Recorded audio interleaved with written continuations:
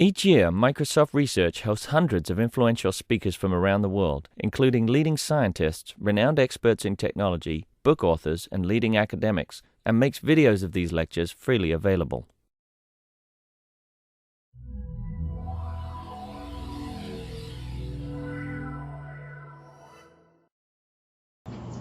Henry also recently won a career award, so he's got funding to do pretty set stuff in a very tight, I will mention, a very tight funding market for NSF. So it's a real accomplishment. So Henry's also going to be here for the rest of the month. So if you're interested in talking to him sometime before August 31st, I'll tell you that he's available. We'll figure out. And he's also worked with me on some ideas around improving software reliability. So. All right, thank you. Yeah. So, yeah, I'm not sure how to take that 1981 thing. You were born in 1981. Yeah, I was born a little before 1981. It would have been pretty impressive if I finished my PhD in 81. My mom would have been even more proud than she is now, I guess.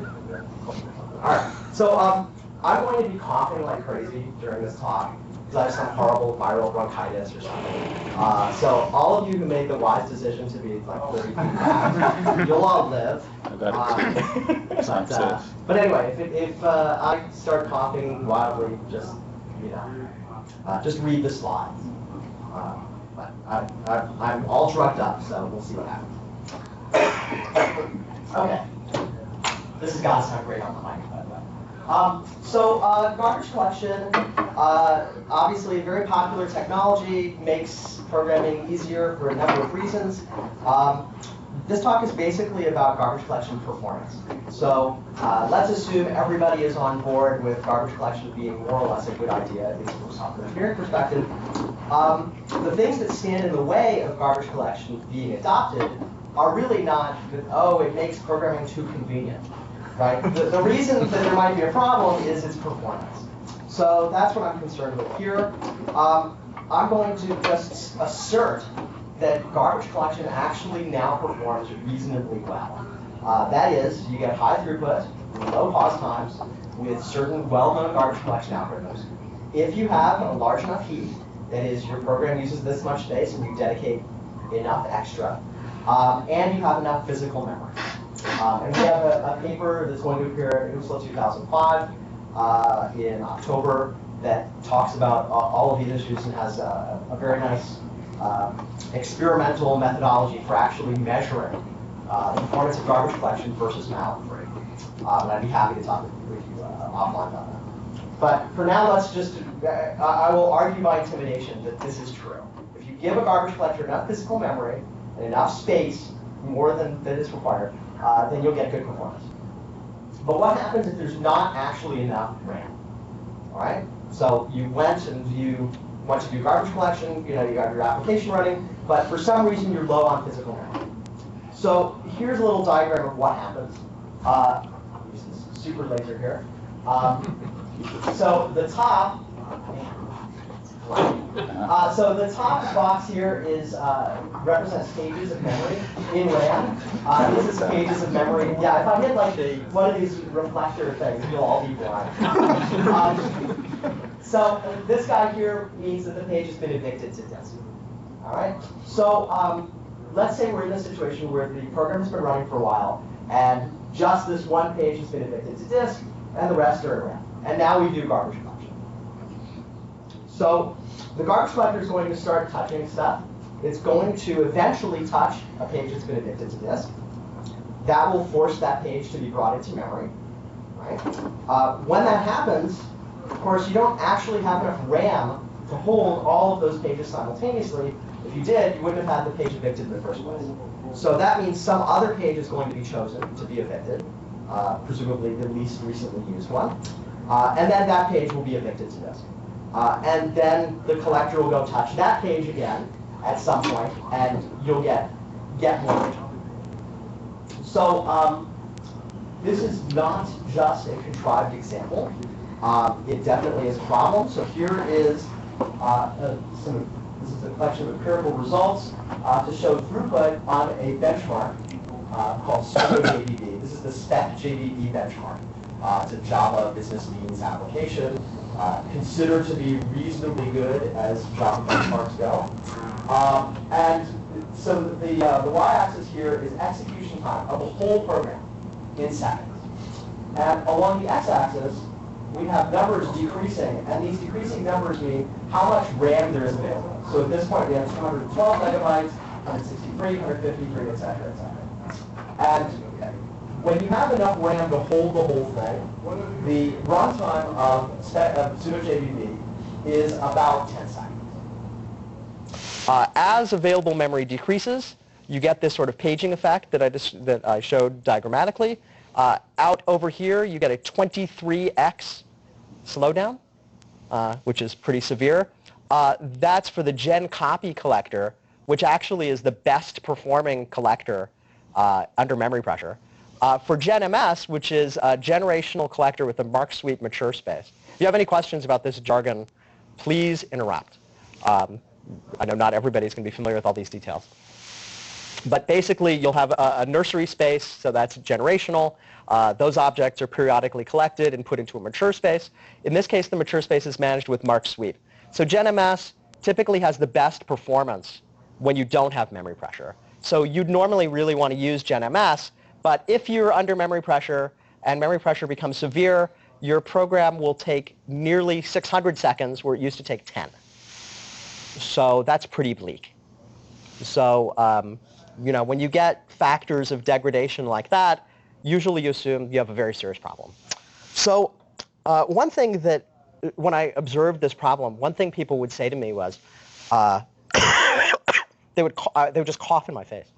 One thing that people would say to me was, well, just buy more RAM. And, sure, yes, buy more RAM. If you can get more RAM, get more RAM. But this is always true. I mean, this is sort of like, you can never be, too thin, too beautiful, et cetera, right? So, if you have a problem with traffic, buy a helicopter. Yes, it's always a good idea. Or a hovercraft, depending on your taste.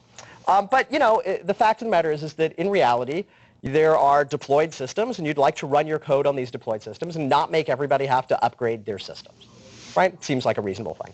Now, what we'd really like to be able to do is to come up with a garbage collector that somehow could magically keep performance right down around here that is steady regardless of having taken away all of this memory. Right? Which seems maybe overly optimistic. But in fact, that's what we're able to achieve. So our collector is called the Bookmarking garbage collector. And at worst, for this benchmark, when we take away a ton of memory, we suffer a 56% performance degradation, which is pretty darn good compared to 23x and 62x. So usually in these talks, you wait until the end and you keep everybody in suspense, but figured I'd jump the gun and show all the good results. So in the rest of the talk, I'm going to talk about how we're able to achieve this. That is, how we're able to achieve garbage collection without paging. It consists essentially of two key pieces. The first piece is what we call cooperative garbage collection, where the garbage collector and the operating system work together to meet certain goals.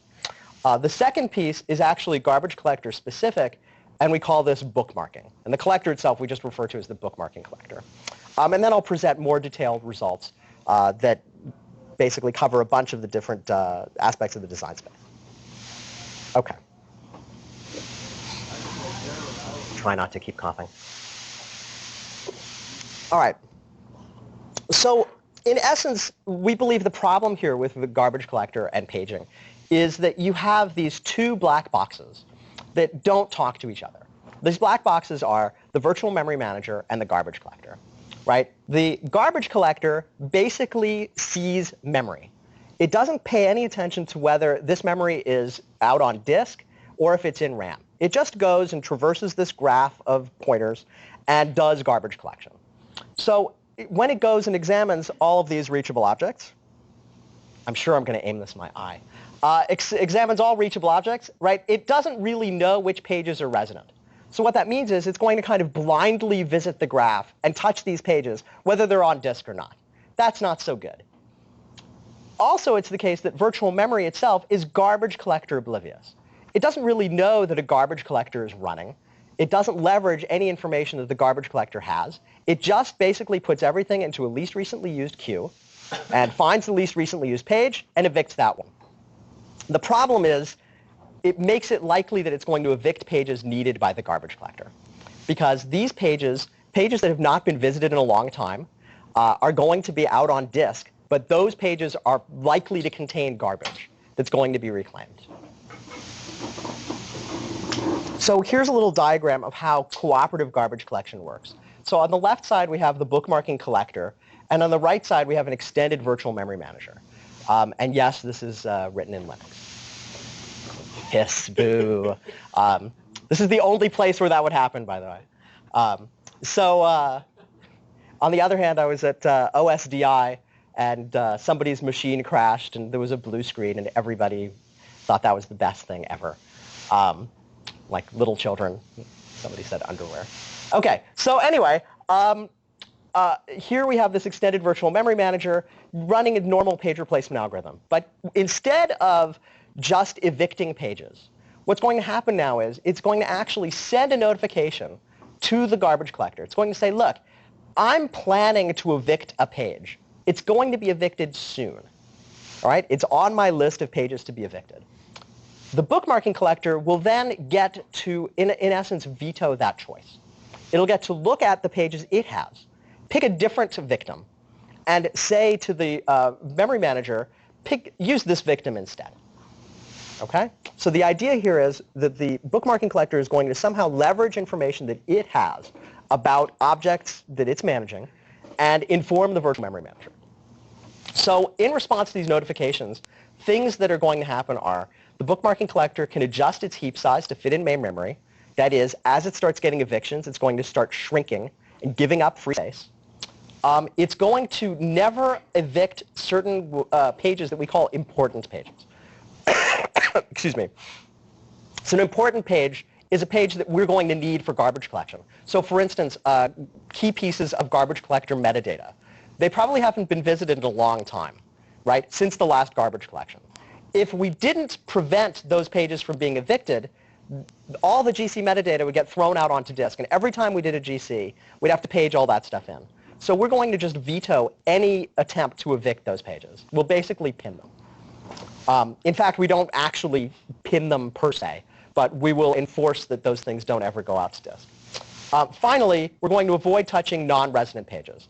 So when we do garbage collection, we're never going to actually touch a page that has been evicted.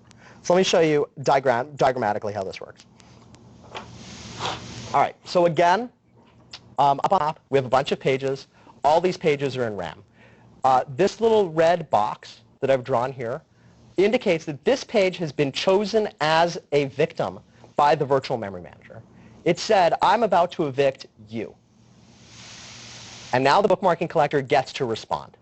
So in this particular case, you'll notice, let me point out some details about these diagrams, the white objects here are live, and the black objects here are dead or are empty.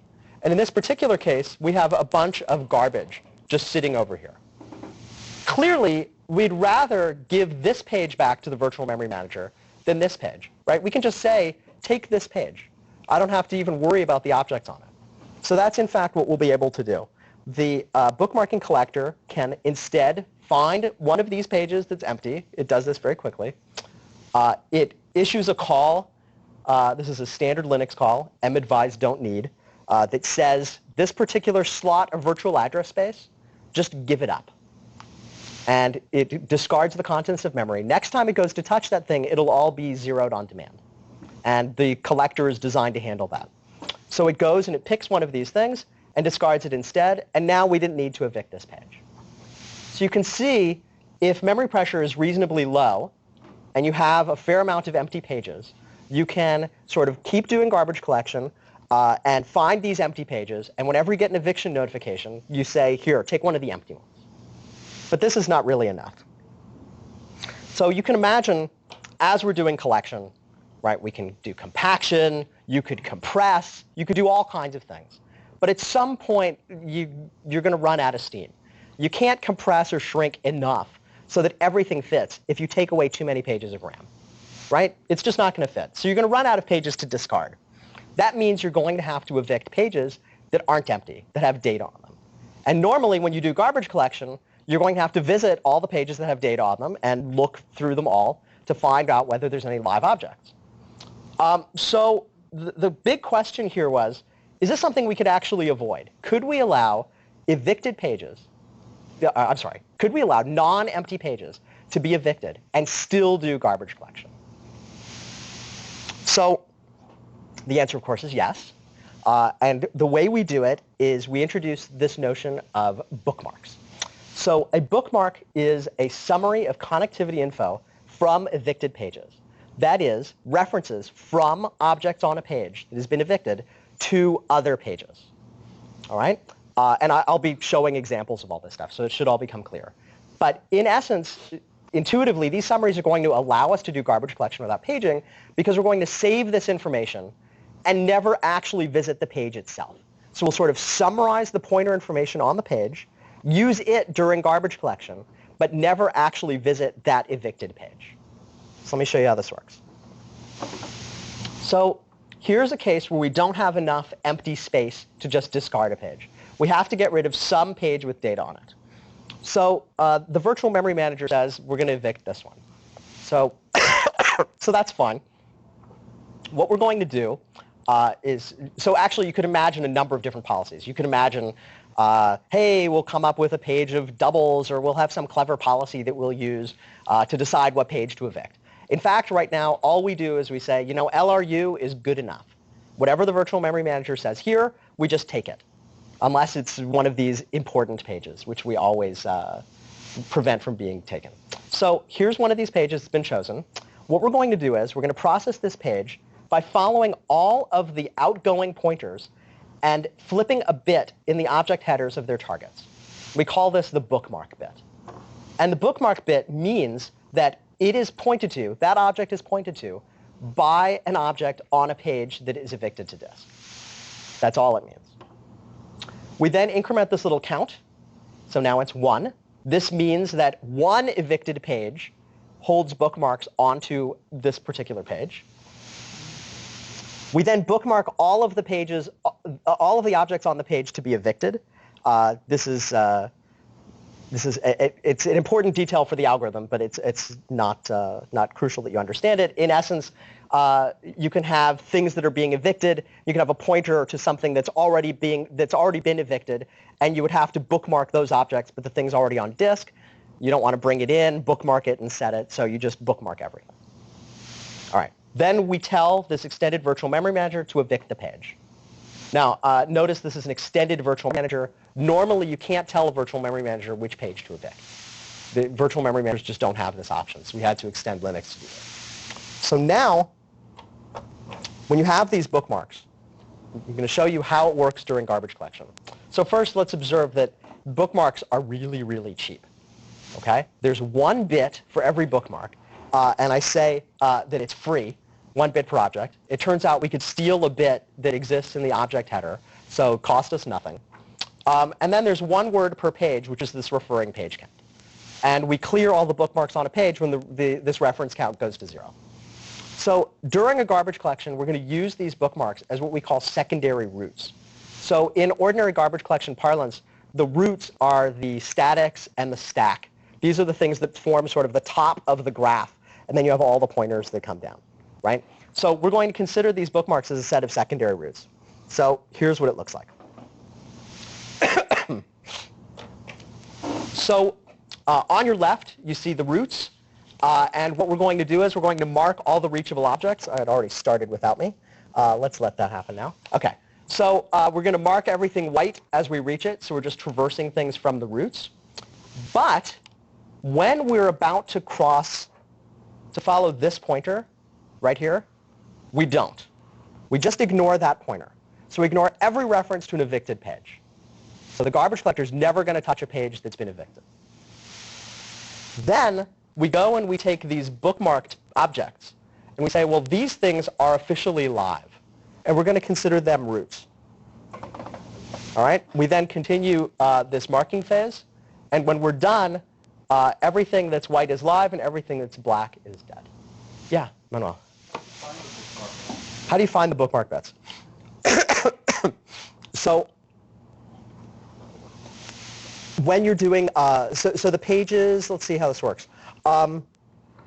We actually had a couple different approaches for doing this, and I think right now it comes out, it basically just happens for free.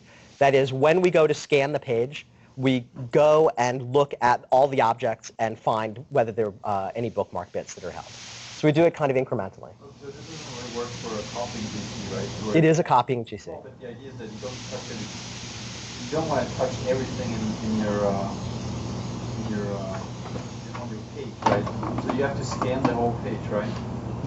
Okay, we do have to scan the page. I mean, remember, this is a full heap garbage collection at this point. But usually you only scan the reachable stuff, right? Yeah, it's true. You only scan the reachable stuff in general. In this case, all of these bookmark objects are, you do have to find them. You know if the count is 0 that there aren't any bookmarked objects, so you only do it for the ones that have a number.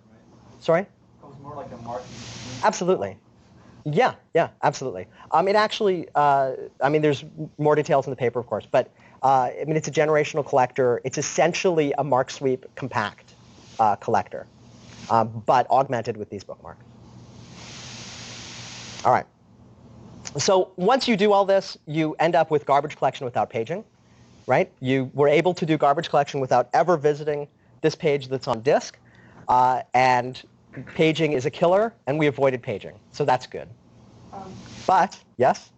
Yes? When that page does get copied back in, what happens to all the things that you marked as bookmarks? That's a good question. Okay, so let me step back for just 1 second and note that you can't prevent the application from paging, right? The application itself could go and visit a page. And if the application visits a page that's been evicted, and it gets brought in, then then the collector will actually try to free up any bookmarks that it is causing to be held. So for instance, if you were to bring this page back in, you would go through all of the things, all of the outgoing pointers, and basically reduce the ref counts of all the target pages.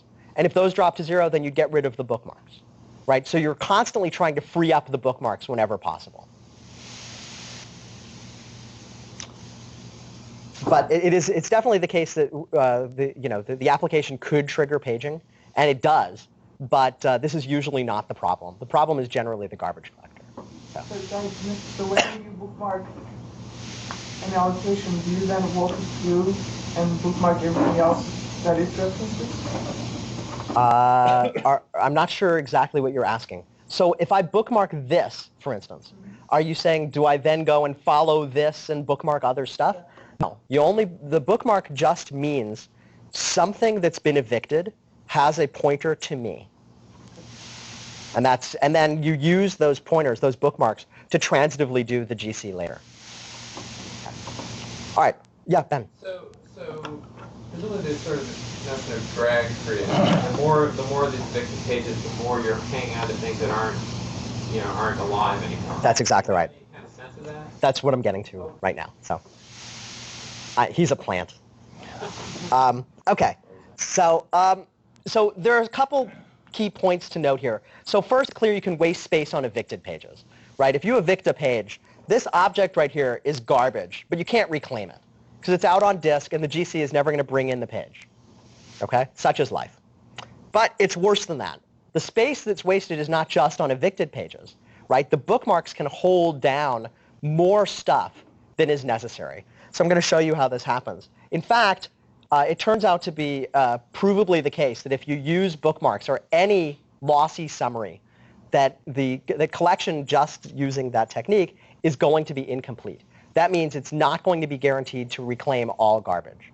But that sucks, right? I mean, we want garbage collection to be complete. An incomplete GC is not very satisfying. Yes? You just mean complete with respect to reachability, not what will actually be used at some point, right? So I do mean with respect to reachability, but yeah, there's no way of knowing sort of online what would be used. So you always probably stuff things that you actually could get rid of. It's not a hard line of complete percent. Well, the real question is, so suppose you're given a heap, okay? Let's say we're in a system where you just get some heap size, and the maximum amount of heap that you actually need is known to be less than that.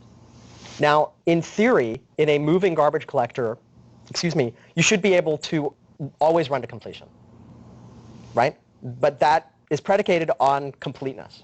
That is, the garbage collector actually has to be guaranteed to reclaim memory whenever it's possible, eventually. Okay? There can't be, so if you have this much is how much you actually need to use, and you have a heap that's bigger, and you have a moving garbage collector so you can get rid of fragmentation, then in principle you should always be able to run that program. But if you have an incomplete garbage collector, it can essentially accumulate more stuff that it can't reclaim, and now your app doesn't fit.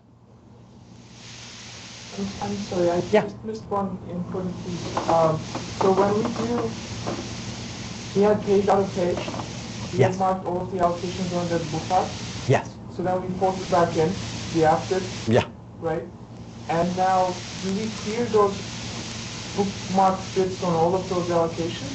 So, how do we, I don't understand how so you mean on the page itself that's been evicted? The page that went out and came back in. Okay. So, there's some details, of course, that I'm simplifying here. But the counts themselves aren't actually located on the page because you need to update these counts, these reference counts. If the reference count is 0, that is, nobody's pulling a bookmark onto this page that has just been brought back in, then you free up all of its bookmarks. But if, okay, go on. Okay. All right, so here is an example of how bookmarking can lead to incompleteness, and this is exactly what Ben was getting to.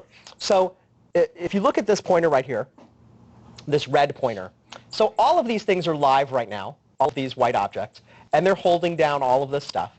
But what we're going to do is we're going to move this pointer. All right, so now we move the pointer over here.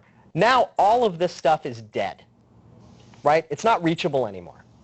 So this reference has changed, but all of this stuff that's unreachable, well, they're evicted, they're unreachable. We'd like to be able to reclaim them, but that's not going to happen.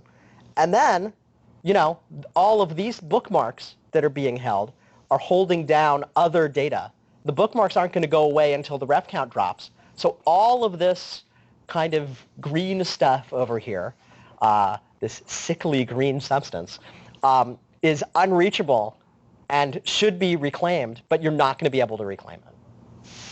You just can't in the current way that bookmarking collectors work. And it turns out you just can't do this in general with a lossy summary.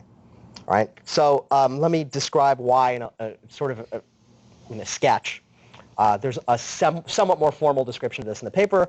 Basically, the issue is you can't achieve completeness without touching evicted pages because you might have to duplicate these evicted pages. Let me explain how this works. It turns out you can prove that you need all the pointer connectivity information on a page to be able to reclaim garbage. Because you can have a path that sort of wends through the heap and follows all the pointers on that page. And you need all of that information to be able to know when something is garbage or not. Okay? Now, if the objects are nothing but pointers, that is, the objects really don't have any other data but those pointers, it means to save all those pointers, which means you're saving all the objects, which means you're saving, you need to sort of set aside all the space for the page that you no longer have room for. So that's not going to work, right? The whole issue here of why you're evicting a page is you don't have enough RAM to hold it. So you're left with this dilemma. You either have a lossy summary and you can operate without paging, or you save everything and then you basically get nowhere. You don't get to save any memory. So the question is, how can we provide completeness with no extra space? So we considered a lot of different complicated ways of doing this. And we ended up going with the absolute simplest one. That was our first one. I said, well, let's implement the simple one first and see what happens. And turns out it works pretty well. So the idea is extremely simple. So here we are in the case that I showed you before. The heap is full. We've run out of space. We can't use any of these objects. And we're not going to reclaim any space on an evicted page, right? So what we do is we throw away all the bookmarks. Just throw them away. And then we do an ordinary full garbage collection. Okay? VM oblivious garbage collection, throw caution to the wind, just visit pages willy-nilly, cause paging, et cetera, but you reclaim all the memory. And then, once that happens, you become a bookmarking collector again. Okay? Yeah? You said that the bookmarks themselves are stored separately from the pages? So the bookmarks are not. The ref counts are. How do you just revert that evicted page to no bookmark? So all you do really is you have a condition in the scanning that pays attention to the bookmarks. And you just say, if we are ignoring bookmarks, then fine. So now we reclaim all the unreachable objects and we shrink the heap. But this is the key point. This is the worst case for BC, right? This is the oh my God, now we're screwed. We've run out of space. What can we do? This is our worst case. But this sort of oblivious garbage collection is the standard, common, average case for every other garbage collector. So we think really this is acceptable. It's especially acceptable because we've never seen this happen. This has never happened. So the code path is there, and we've triggered it artificially. But in a real application, it doesn't happen. Manuel? Well, why is that? I mean, Yeah. The graph that you showed in the first slide, I mean, if you just take away more and more memory, I mean, you must be seeing something. Right? So, OK, so there's two things there. So first, actually, with those graphs, it turns out that if you take away more memory from JIKES, it crashes. So this is not an issue to do with the bookmarking collector or anything else. Just weird things happen with the interaction between the operating system and the assembly code, and God knows what else is going on inside. That was the minimum that you had there? I'm sorry? Was that the minimum? That was 93? It was 93, yeah. So, but the intuitive reason why this seems to work, why you don't need to run into this common case, this particular bad case, is that the application is visiting stuff on its own. It is causing some level of paging to happen. When this happens, so if it goes and traverses a data structure and says, all right, I'm going to do something on this data structure and it's going to become garbage, those pages get brought back into memory. And then all the bookmarks get cleared. Right? So you have this kind of constant flux of stuff coming back in and bookmarks getting cleansed. And that seems to work out well. That said, I don't think that this matters. I mean, in essence, the whole thing is about delaying this bad case. You can't provably avoid this bad case. So you want to put it off as far as possible. And we think it does that quite well. Do you have a question? Yeah, the issue with reference counting. Basically, at some point, you get these cycles, and you can't get rid of them through reference counting. You have to go to a different method, the traversal method. And Sure. The difference here is that it's almost as if you had reference counting, but you had some guarantee that the cycles would be broken occasionally. That there'd be sort of this window where cycles didn't exist. And it's the same thing. If the mutator traverses these pages that have been paged out, it gives you an opportunity to sort of reclaim the stuff to get back the memory that they. Right. So that's a better case, I guess. Than Yeah, I'm not sure I want to compare anything I've done with a ref counting GC. But yeah, I mean, in essence, it is this sort of idea. I mean, you do just have this constant turnover of objects because the mutator is still running. All right, so let me give a couple other minor details about BC. It uses a generational design very similar to generational mark sweep. So it has a young space for new objects. It has a write barrier. It has, once the nursery fills up, it copies out all those objects into a mark sweep space. The mark sweep space that we use is very much like the normal mark sweep that's used in JIKES. It's segregated sizes, et cetera, et cetera. I'd be glad to talk about more details. But it turns out that we actually slightly beat generational mark sweep, especially under very tight heaps, because we do compaction. And generational mark sweep does not. And we have a way of supporting compaction that mark sweep can't do. So compacting the heap also reduces pressure. In addition, it prevents a very bad case that can happen in GenMS. Excuse me. Water. Yeah, I more or less just need like sulfuric acid in my lungs. That might help. So anyway, see, he's more concerned because he's so close, you see. He's getting infected. It's over. So with generational mark sweep, we really can't use that as it stands because you can have one object on a page, and since it never does compaction, you could free everything else, but you have just one tiny little object on a page, and it'll tie down the whole page. And in our case, that's not going to happen because we're going to compress everything. We'll compact everything together. So you can't have this horrible situation where you have objects spread across a bunch of pages, and it's tying down a lot of memory. All of those things will get slid together and compacted. OK. I'm sorry? doesn't that confound your results when you compare it to GenM? So we actually, in the paper, have pretty extensive experimental evaluation, and we have evaluated variants of bookmarking collection without compaction, without bookmarking, Okay. just discarding, Right, etc. So we have a bunch of different variants. Okay, so here's a few notes about the methodology. We extended Linux kernel 2.4.20. We added this eviction notification, and we added this call VM relinquish, which is the call that lets you evict a particular page. I note that it says added only 600 lines of code. It actually probably is only more like 200 lines of code. The extra lines of code were to enable some other work we were doing at the time, but we never went and disentangled it. But most of it is not actually for this. I think it would be very straightforward to add this to any conventional virtual memory manager. We ran this stuff in Jikes and MMTK, which is this memory management toolkit by Steve Blackburn, Perry Chang, and Catherine McKinley that allows you to easily create a bunch of different memory managers in Java. And the nice thing about using MMTK, of course, is you get a huge range of collectors to compare against. So we compared the bookmarking collector to a straightforward mark sweep, semispace, copy MS, which is essentially a write barrier-free whole heap collector, gen copy, and gen MS. So gen copy, the mature space is semispace. Anyway, lots of different variants of collectors. Okay. So one crucial point, and something that was a very important design goal for us, was that the performance of BC had to be competitive with the best garbage collectors in the absence of memory pressure. Because if a thing runs, 80% slower when there's no memory pressure, it's basically a deal breaker. I think everybody wants the thing to run just as fast as the best possible collector. You might be willing to accept a small performance penalty, but not much.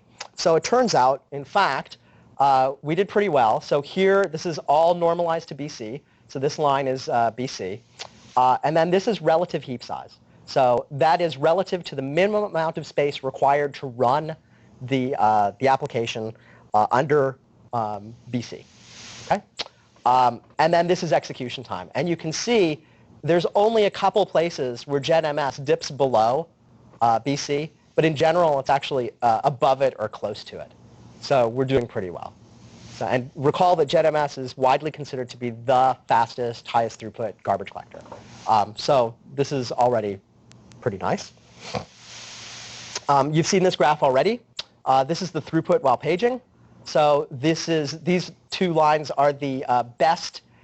This is the best throughput without memory pressure. This is best throughput with memory pressure, and then this is BC. So you've seen that. So, okay. Now, this is an interesting graph and a little complicated, so let me explain it, especially for those of you who haven't seen graphs like this. So, one of the things that is an important insight when you're evaluating garbage collectors is that, well, throughput is fine, but pause times mean a lot, right? You don't want the thing to stop for a long period of time. And the whole world stops there and you're frozen at your keyboard. If you have something that runs really fast, but for 3 seconds it stops, you might not be very happy. In addition, if you have a bunch of pauses, right, over a 1 second period, you have a bunch of tiny little pauses, but it's a bunch of tiny little pauses. So really, you only have the application running for like 5% of that time. You might not be satisfied with that collector. Okay? So this curve is called a bounded mutated utilization curve. So the idea here is, on the x-axis, we have a window size in milliseconds. The window size means over how much of a period of time was the smallest amount of time spent as a fraction of 1 running the application itself, as opposed to running the GC. So ideally, you would be here. You'd have a straight line to 100% at a window size of 0. So further to the left and higher is better. Okay? So that's more or less not going to happen. There's going to have to be some pause. And you can see for BC right here, at roughly 1 second, that's, I guess, the smallest. That's the smallest pause time. and you get this tiny little burst of mutated utilization. And over here, you peak out. This, by the way, is under extreme memory pressure, I should add. This is under extreme memory pressure. This is at that far edge of the graph I showed earlier. At the edge, we basically get nearly 80% utilization with a maximum pause around 10 seconds, which seems kind of crappy, right? I mean, 10-second pause is not very pleasant.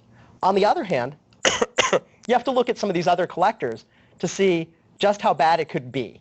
So in this particular case, copy-ms is the next best. And at roughly this point, where it achieved 80% utilization, we're at, I have to like draw it like this, we're at about half the same utilization, right? So, and you never get the same total throughput where you're using the mutator. Semispace surprisingly does reasonably well. Note that this is a log scale, though. So this is something like 20, 30 seconds before the application runs at all, right? It's literally just doing garbage collection over and over and over again and not doing anything. And it peaks out at about 60%. Probably the most interesting is, for the purposes of this evaluation, is this curve right here, which is BC with resizing only. That is, this is BC where it just discards empty space. Okay? So it does compaction, and it discards empty space. That's all it does. It doesn't do bookmarking.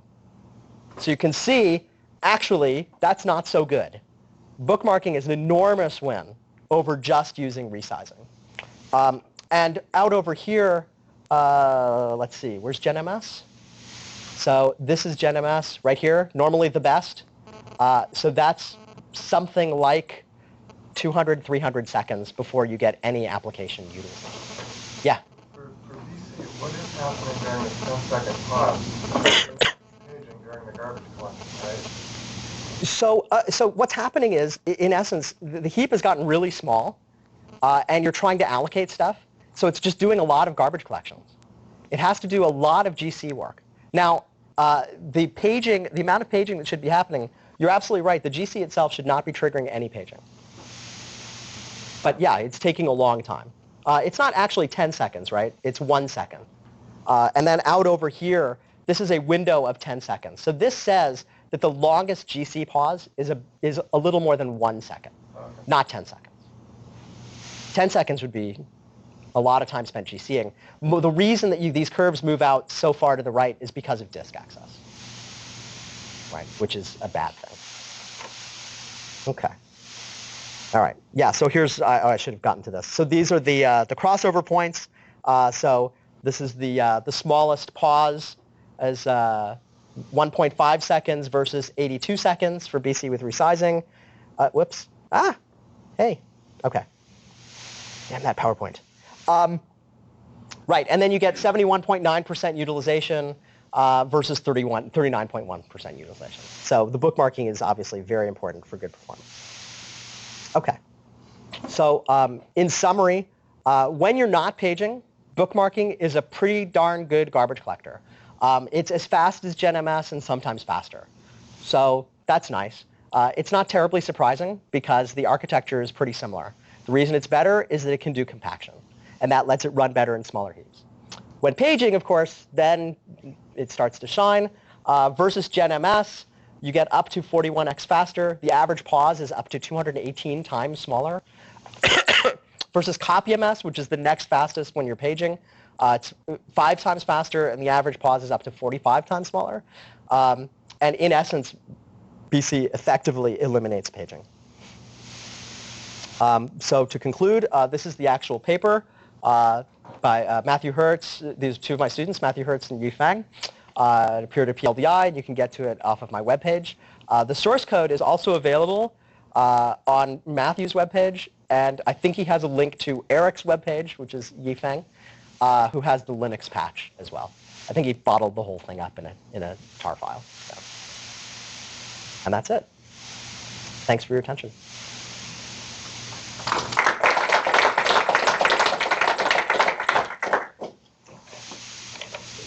This ability to go back to the application and ask it what page it thinks you should page out. Yeah. It seems like a generally useful function, that the OS could provide to applications. For the runtime system, I would agree. Well, maybe not for the application. Like I would, well, so I don't, how can I phrase this nicely? It's not that I think programmers are idiots, but I don't know what pages my application is going to access really. And studies have shown that when people try to do these things, they often blow it. They just don't know what their application is really doing. I think that having this happen in the runtime system, now clearly the OS has to expose this in some way. But I think that for the runtime system knows what it's going to be traversing, right? It knows a lot more than the programmer does, I would argue. But what other parts of the runtime then should be allowed? Is there any other parts besides the GC that should be in on these decisions? Yeah, sure. Let's see. So let's talk just a little bit about runtime system components. So, runtime system in Java or C# basically has a whole bunch of stuff for like RPC. It has all this compiler services, and then it has memory management, and it has threads and synchronization.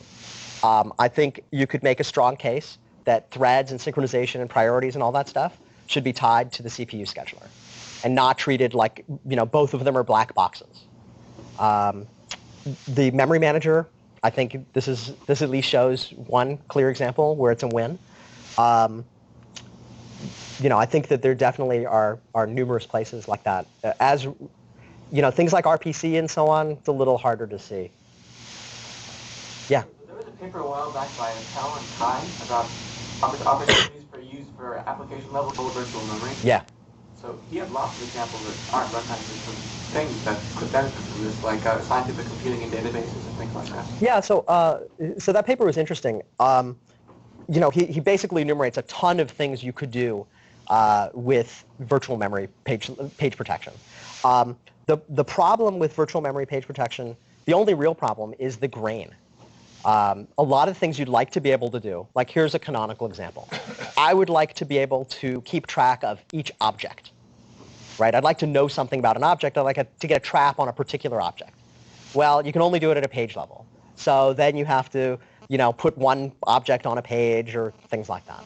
But yeah, Hans Bohm's garbage collector uses a bunch of these VM techniques. It's very convenient because you don't need to change the OS, you don't need compiler support, and so on and so forth. Changes to the interface the operating system gives you to make these things possible.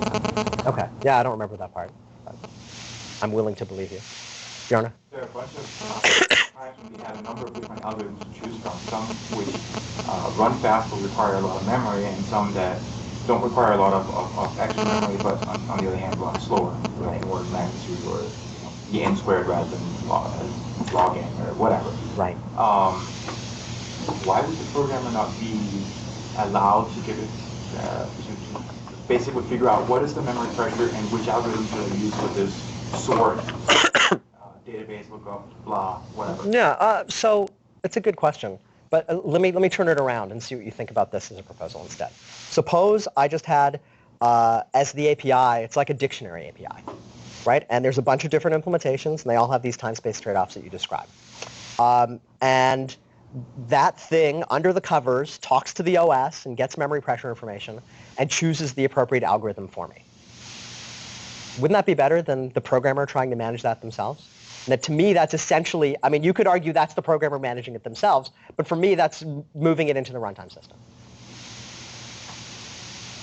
So basically, anybody who uses the library is using the runtime system. So all libraries should be made aware of this, of course. Should maybe be allowed to be aware of this.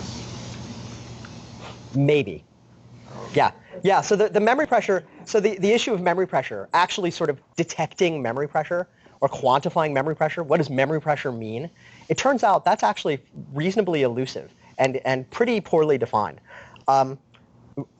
What we actually use to describe this is what we call a miss curve.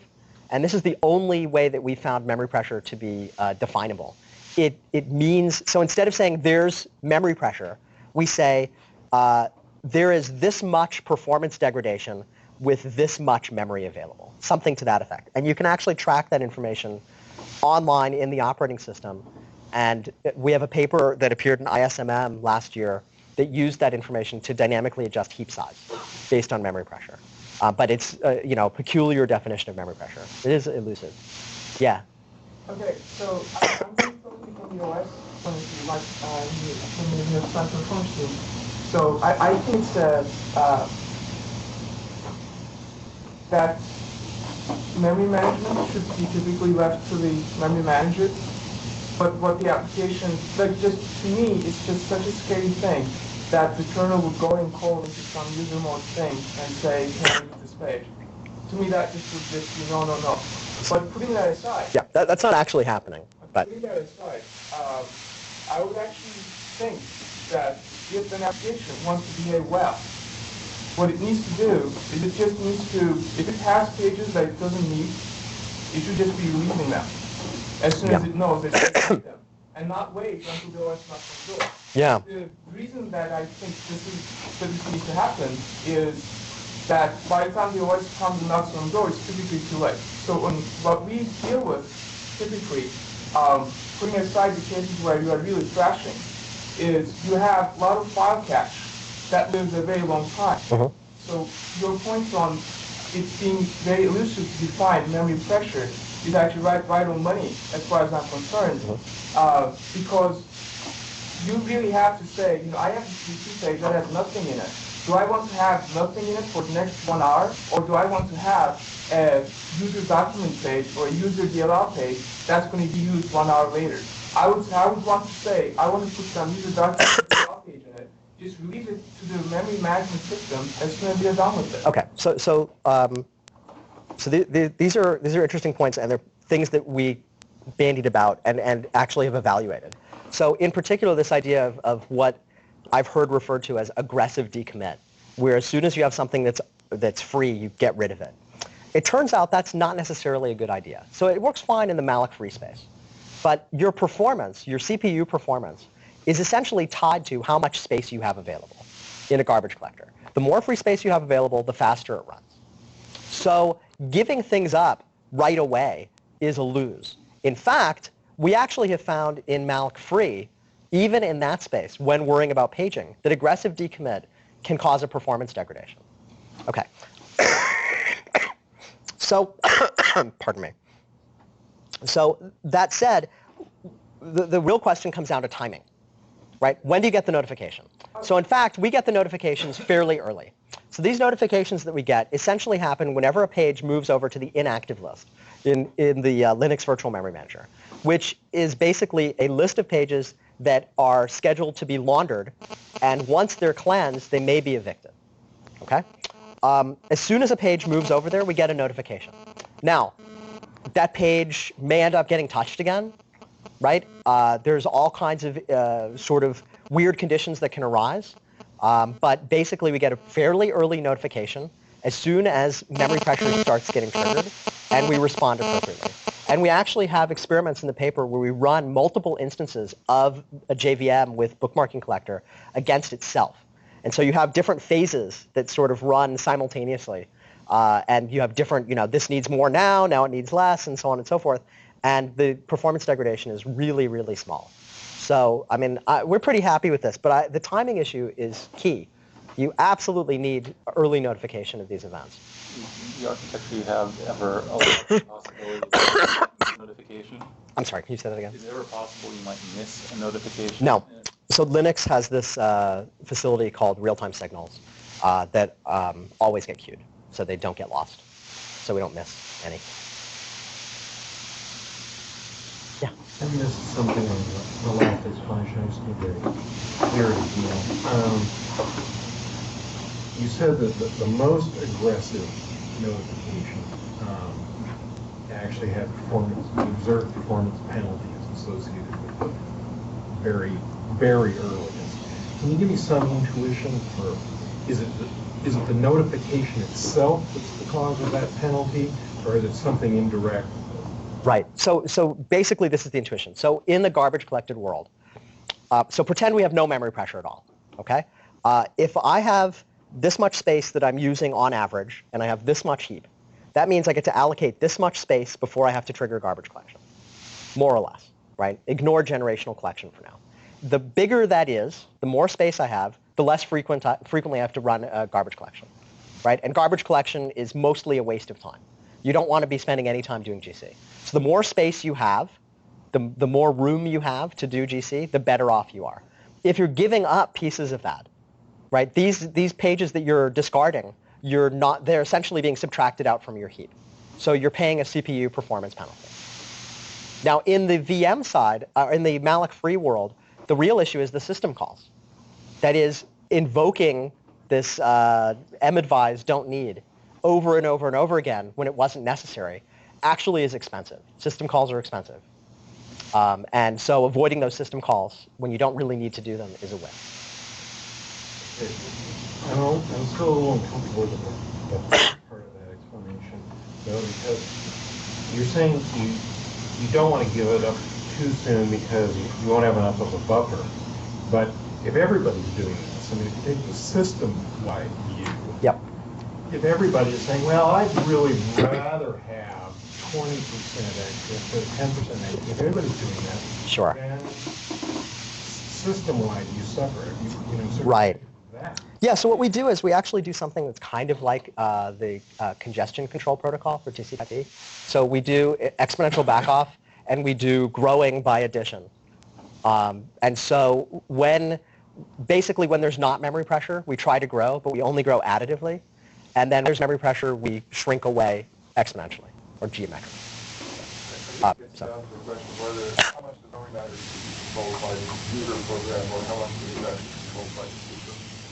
You could argue that in some situations we have this artificial distinction between the runtime system and the operating system at this point. And that the situation you just outlined is a case where sort of having more operating, I mean, this can be handled indirectly by just basically signaling that you're using too much memory to all the individual applications. But to some level, the question is, why is the memory manager so detached from the operating system in that situation? Because you're right, the optimal possible garbage collection is grab as much memory as possible, but the end cost of doing that is suboptimal. That's right. So, yeah. The way that I look at it is, okay, I don't think you would probably want to commit as soon as you freeze, right? Mm-hmm. But I do think that over seconds or so, if you can actually come up with a simple policy that will do the necessary backup, do the necessary freeing, and you can actually see, how much of your garbage collection is getting used over seconds again, and then grow yourself when needed. I do think, I just don't see how OS notifying applications, etc. I mean, the way that I'm looking at it, when you say memory pressure, right?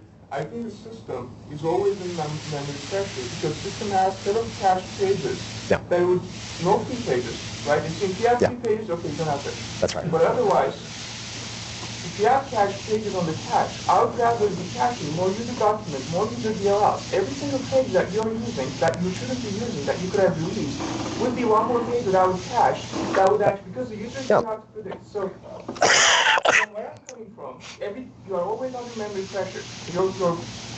So it's a trade-off, right? I mean, it's a space-time trade-off. That is, especially with garbage collection, if you can give me more space, I'll run faster. Right? And, well, no, that's right. Well, it depends. You're right. But on average, you give me more space, I get to run faster. And in fact, so we have, again, in this ISMM paper, we have analytical models for a number of different garbage collectors. And we connected this up with the virtual memory manager, and we built these analytical models of how they respond with certain amounts of available memory. And we actually just do this trade-off online. We say, all right, I want to suffer no more than this much degradation. How many pages do I need? And there's a sort of arbitration that takes place. But it is absolutely a space-time trade-off. I think David's point about the artificial distinction between the runtime system and the OS, in essence, it's artificial all the way down, right? Why is there distinction between the programming language and the runtime system and the operating system? I mean, the OS is because of the kernel issue, right? Kernel level protections. The runtime system, it's like Bill Gates' comment about ham sandwiches in the OS, right? If I want to put something else in the runtime system, it's the runtime system. It's just a matter of moving something into a library. I mean, your libraries are, in effect, your runtime system. So I agree that these distinctions are maybe historical. That said, I think it's better if you can keep them modular. right? The less information you have flowing across these boundaries, the easier it is to develop these programs. So if you can come up with a very narrow set of interfaces, then that's probably a good idea. Well, I mean, I think that there isn't a distinction in terms of the system with respect to what it's trying to optimize, right? The individual application is trying to optimize its own performance. The system, I mean, so you have this local utility curve, about Yep. the system has another utility curve, right? But it's not local. It still has to look at all the things it's trying to reason about how they interact. So somehow you have to reconcile. I mean, I think you've got your policies are about the local utility. Okay, so if you give an individual application more memory, how's it going to perform? But what do you do about reconciling multiple independent applications that each have their own local utility functions? And some of them are things like taking the file system cache. Yeah. Basically, has a whole different set of issues. Is there general work on this? I mean, it seems like a problem with resource allocation in general. Yeah, I mean, the way we look at it, the virtual memory manager is the place for this global arbitration of resources, because it has all the information about all the processes. But your point about there's always memory pressure, in some sense, is exactly right. It's always the case that your OS is going to try to cache every damn thing it can in memory, right? And if you touch a bunch of files, those files are going to be in cache, because the OS is sort of banking on you using these things again.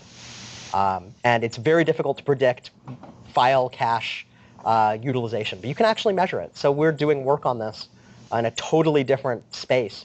We're trying to develop what we call transparent computing infrastructure, where we can have these background tasks that really are completely unintrusive to the foreground user. That is, they don't affect their use of their machines in any noticeable way, where you have some lever for what noticeable means, right? So you can say maybe dial. So you could say, I want no more than 2% degradation. I want no more than this much slowdown in whatever. So we're actually online keeping track of file cache utilization and measuring its impact on different applications and trying to come up with these local curves and balancing off against the global ones. So anyway, I feel like we may be keeping people captive here. I'm not sure when the talk is supposed to end, but. We have that room scheduled till 3. Oh, okay. All right. Well, if y'all feel like fleeing, yeah, that's right. Yes. There's one more thing. So the way I'm looking at memory management is that when the OS does it at a global level. So what really matters is how is that page used over time, and what's the expectancy of me actually using that page in the next second, right? When I'm making my decisions and how that page has been used over time. Yeah. And so I think then the value that the application can provide, or the local thing can provide to me, that's going to be more correct than the information that I have in the memory manager itself. If the memory manager I didn't understand what you just said. The memory manager has all the information about how this page has been used in its past, how this page has been used in its future, and can come up. Well, it doesn't know the future, but yeah. Can come up with some good prediction of Yeah. what people feel of this page. Uh-huh. And all of these local agents, what are they going to base their utility for that page on? That's going to be more than the memory manager time-based. So let's assume that I have a mathematical model that tells me how much performance degradation I will suffer for a given garbage collector, given a certain heap size. Okay, so I know if I have 5x heap size, I'll get this performance. If I shrink it down to 3x or 2x or whatever, then I'll get some other performance, right? So that gives me a space-time trade-off, right? So then I know you give me more memory, this is how much slower my program will run, or faster, right? Now, the virtual memory manager also is aware of the page utilizations of all the processes. And if you have a curve, is there a pen here? Yes. So suppose you have a curve that looks like this, where the x-axis is going to be what's called an LRUQ position, and the y-axis is percentage of hits. So let me explain how this is going to work. Suppose you have an LRUQ. It's normally a reasonable memory management policy, right, for virtual memory managers. If you have an LRUQ of size 2, and you visit page 1, page 2, and page 3 is a miss. All right? But then page 3 becomes the very first page in the LRU queue. All right? And then you'll visit page 3 a bunch of times, and then you'll visit another page. So what typically happens is, in a small number of queue positions, you get a lot of hits, and then it goes like this, like this, like this, and eventually you hit 100%. That is, at this point, I have enough RAM so that I never miss. Okay? If I have this information, then I can actually, and I know how much a miss costs, which you can measure online, right? Then I can actually predict, say I have one of these for every process, how much performance degradation would result if I gave, or improvement, if I change the page allocation for a particular process. Right? So for instance, if I'm here and a page miss is 5 milliseconds, which is more or less, right? Over here, the runtime is whatever the original CPU time is. And then over here, it's something like CPU time plus, whatever, some number of misses times 5 milliseconds. OK? It turns out, of course, you'll be unsurprised to hear that it's NP hard to compute this optimally. But you can use a pretty simple greedy heuristic and get pretty good results and achieve good overall system throughput using this information. And with the garbage collector and its model, you actually can know, see, this only actually works for non-garbage collected applications. With garbage collectors, they react differently with different amounts of memory. So having these models lets you do more interesting things. But this is stuff we're actively working on. That's your local utility curve. Yeah, except that the VM has all of them. Right. So the VM has to do Yep, one per process, say. Make decisions globally about all. Yeah. Theory. And that's every time it decides to take remove a page. Well, yeah. You can make it a granular. Yeah, exactly. Exactly. The way that I can connect it is if on the desktop systems that we deal with, the app uses memory in a smart way, releases memory that it doesn't need over seconds, right? Then I can send the user's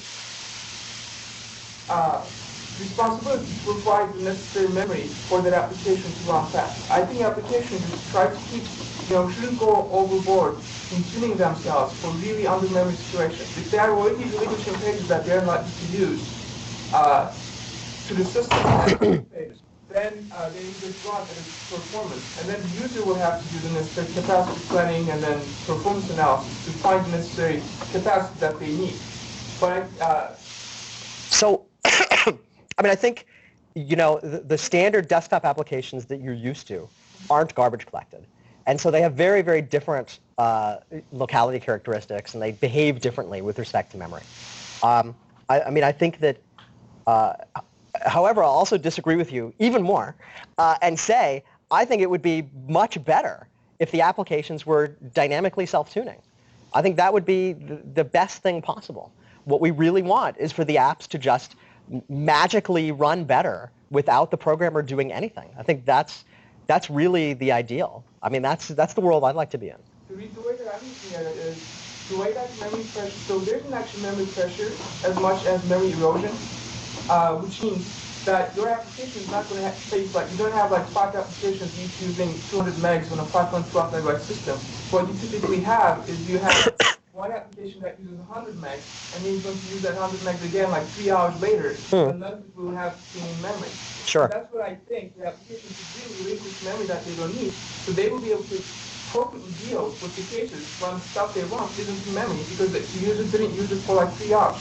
Yeah, I agree with you 100%, but I'm also observing that if you're in a garbage collected space, if you throw away half of your heap, your program is going to run 70% lower, but why right? Do you have to, if you are looking over seconds, if you are looking, say, over 5 seconds? I think there's an issue of control. Anyway, okay, fair enough. Why don't we continue the conversation offline, because we get a lot to talk about. But let's thank the speaker, and so you really want to talk to them. How long hours? 3 weeks. Until the end of August. I got a ton I want to talk to you about, but Okay. neither of us seem to be able to talk right now. Hey, how's it going? Good. Good to see you. I just started.